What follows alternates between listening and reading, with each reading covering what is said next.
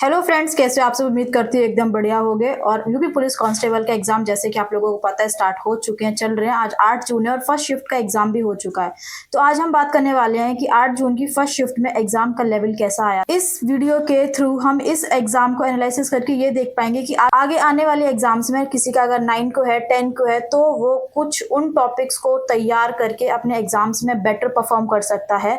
तो main reason यही है इस वीडियो का लाने का। अगर आप भी यूपी पुलिस कांस्टेबल का एग्जाम देने जा रहे हो तो ये वीडियो आपके लिए बहुत इंपॉर्टेंट होने वाला है, क्योंकि आगे आने वाले एग्जाम में किस तरीके के क्वेश्चंस आएंगे, किन टॉपिक्स पर ज्यादा फोकस किया जा रहा है, करंट से रिलेटेड, जीएस जीके से रिलेटेड, मैथ में कौन से टॉपिक्स पर ज्यादा क्वेश्चंस आ रहे हैं, ये सब चीजें हम बात करने वाले हैं। और जिन भी बच्चों का पेपर 8 तारीख को फर्स्ट शिफ्ट में था, वो लोग कमेंट में जरूर बताना कि उनका पेपर कैसा हुआ है, उन्होंने कितने नंबर ऑफ क्वेश्चन अटेम्प्ट किए और पेपर का लेवल क्या था, ताकि आगे अगर किसी भी बच्चे का 9 तारीख को और 10 को पेपर है तो उनको हो सकता है आप लोगों के थ्रू उन लोगों को हेल्प हो सकती है। जीके जीएस में बहुत सारे ऐसे क्वेश्चन थे जो फेमिलियर लगेंगे आपको। अगर आपको मल्टीपल टाइम्स अगर आपकी रिवीजन नहीं हुई है तो आपको उनमें कंफ्यूजन क्रिएट हो सकती है। अब हम बात करते हैं एग्जाम में क्वेश्चंस किस लेवल के आए थे और क्या ऐसे क्वेश्चंस हैं जो आपको रेडी कर लेने चाहिए। चलो, तो मैं जीके जीएस के ना आपको कुछ क्वेश्चंस बता दे रही हूँ, एग्जैक्ट क्वेश्चंस आपको बता दे रही हूँ। आप ध्यान से सुनना और अगर आपको पता है तो कॉमेंट में आंसर करना। अगर आपको नहीं पता है तो इनसे मिलते जुलते टॉपिक्स आपको रेडी कर लेने हैं, क्योंकि यहीं से हो सकता है घुमा फिरा कर आपके पेपर में भी यहाँ से क्वेश्चन आए।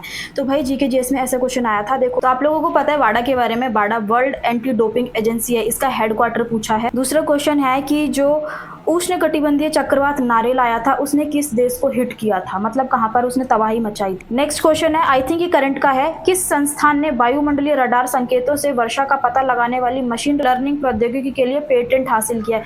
भाई ये है एक अच्छा खासा लेवल का करंट अफेयर्स का क्वेश्चन।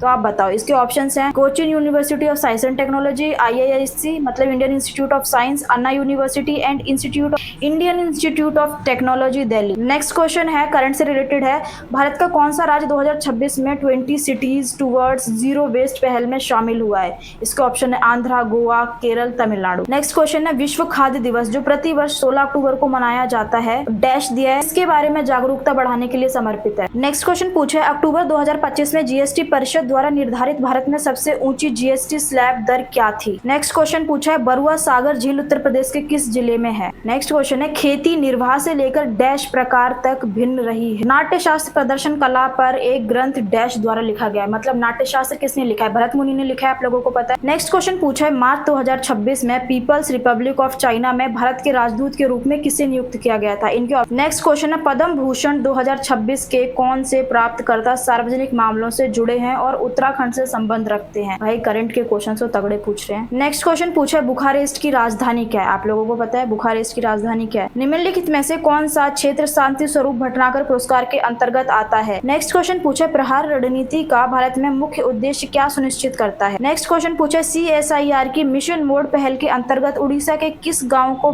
पहले स्मार्ट गांव के रूप में विकसित किया गया है। भाई करंट जो है ना बहुत तगड़ा पूछा। नेक्स्ट क्वेश्चन पूछा भारत के प्रधान, पॉलिटी से रिलेटेड है, भारत के प्रधानमंत्री की नियुक्ति भारतीय संविधान के किस अनुच्छेद के अंतर्गत होता है। नेक्स्ट क्वेश्चन पूछा है कौन सा प्लेटफॉर्म मुख्य रूप से पेशेवर नेटवर्किंग के लिए उपयोग किया जाता है। आपको पता है लिंक्डइन है। नेक्स्ट क्वेश्चन पूछा निम्नलिखित में से कौन सी पर्यावरणीय समस्या मुख्य रूप से ग्रीन हाउस गैसों के उत्सर्जन का कारण है, मतलब ग्रीन हाउस गैस किससे निकलती। नेक्स्ट क्वेश्चन पूछा है भारतीय संविधान की किस अनुसूची में राज्यसभा में राज्यों और केंद्र शासित प्रदेशों के लिए सीटों का आवंटन किया गया है। Tell me in comment section. Next question पूछा है लास्को गुफाएं किस देश में है। ये तो वर्ल्ड लेवल का क्वेश्चन है, इसमें है स्पेन है, जर्मनी है, इटली है, ये फ्रांस है। नेक्स्ट क्वेश्चन पूछा है मिथिला चित्रकला की उत्पत्ति किस भारतीय राज्य से हुआ है, बिहार। 1888 में बाजार में आए पहले कोडेक कैमरे का आविष्कार किसने किया था, बताओ। आप लोग कमेंट में जरूर बताना।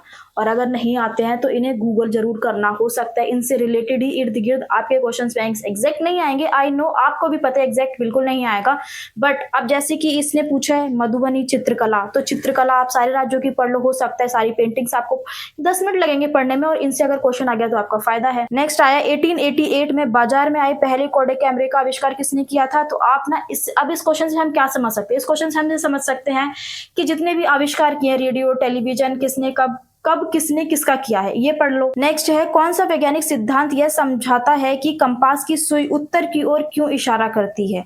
भाई ये साइंस का क्वेश्चन है। भारत में प्रतिवर्ष नेशनल स्टार्टअप डे कब मनाया जाता है? आप लोगों को पता है तो कमेंट जरूर करो। नेक्स्ट क्वेश्चन है, प्रेम, भाग्य और रिश्तों की पड़ताल करने वाला उपन्यास it's all in the planets किसके द्वारा लिखा गया है?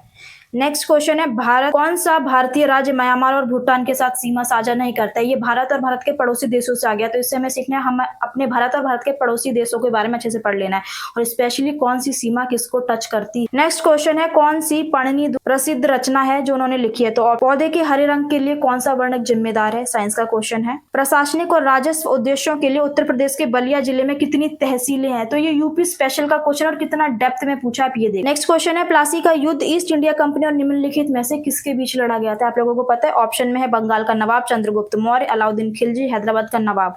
अब सीधा सीधा पता है बंगाल का नवाब, और उस टाइम में बंगाल के नवाब कौन थे? सिराजुद्दौला, प्लासी की युद्ध के टाइम पर। ओके, भारत का परमाणु ऊर्जा कार्यक्रम कितने चरणों पर आधारित है? ये आपको कमेंट करना है। फ्रेंड्स, 8 जून की फर्स्ट शिफ्ट का पेपर का एनालाइज हम कर चुके हैं। ऐसे ही 8 जून की जो सेकंड शिफ्ट का पेपर आएगा उसका भी हम एनालिसिस करेंगे और उन कोर कॉन्सेप्ट्स को पकड़ेंगे जो हमारे वीक हैं। अगर उनसे क्वेश्चंस आने की संभावना है तो हमारे गलत ना हो। उम्मीद है इस वीडियो के थ्रू आप लोगों को पेपर का लेवल समझ आया होगा और आप लोगों को अपना लेवल दिखा होगा कि आपने क्या चीजें कवर अप की हुई है क्या नहीं, तो आपको उन पर फोकस, और अगर आप इन चीजों पर फोकस कर लोगे ना तो आपकी जो तैयारी है ना वो बूस्ट अप हो जाएगी। मतलब अगर आपके 8 से 10 क्वेश्चन भी इसके थ्रू ठीक होने की संभावना बढ़ती है तो सोचो आप कितना आगे पहुंच जाओ। और याद रखिए, हर एक पेपर वैसे तो अलग ही आएगा, बट कहीं ना कहीं हो सकता है कि पैटर्न सेम फॉलो कर रहा हो एग्जामिनर, और अगर सेम पैटर्न के क्वेश्चंस आगे आ रहे हैं तो फायदा किसके, हमारा है। तो इसलिए पेपर का रिव्यू और एग्जाम एनालिसिस करना बहुत ज्यादा जरूरी है। जिनका पेपर 9 और 10 को देखो, ये उनको अपॉर्चुनिटी मिली है, तो आप ये अपॉर्चुनिटी तो बिल्कुल ही मत छोड़ो, क्योंकि आपको मिली तो आप ग्रैब करो और हो सकता है ये आपको फायदा हो। भाई जिनका 8 का था